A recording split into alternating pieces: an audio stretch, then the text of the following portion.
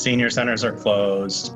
And I think one of the things we've had to do at FSL is really to figure out how do we still engage with those people. Those were, seniors and vulnerable adults that have complicated medical issues. They're coming to us, they're overseen by a nurse, they get therapy there, they're getting socialization, they're also getting their meals. And that program's taken away because we can't have more than, 50 people in a location. We were feeding over 1,000 people a day. I think it was 1,600 people a day. A lot of that was in a congregate setting, and some of it was home delivered meals. But we had to shift the entire operation to be a home delivered meals program.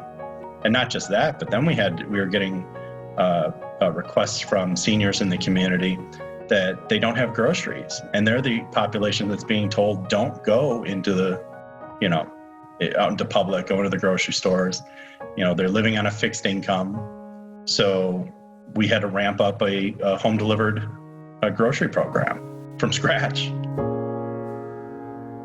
We pretty quickly, back in March, had to move to a virtual environment.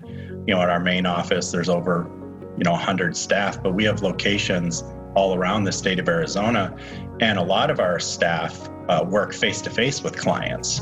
And most of those clients are seniors or adults who have compromised immune systems.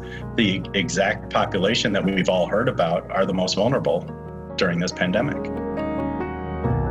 Some programs have had minimal impact to the way they've operated, but for many of them, they had to completely switch to a virtual environment. So our adult day health service centers, where we had, upwards of around 100 people coming a day, getting medical services, socialization, therapy, as well as sometimes the only hot meal they get a day.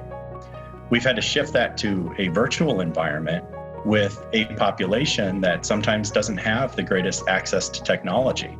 We partnered with a local company in town and we were able to receive donated about 65 brand new devices that we then had to set up for people, get them deployed.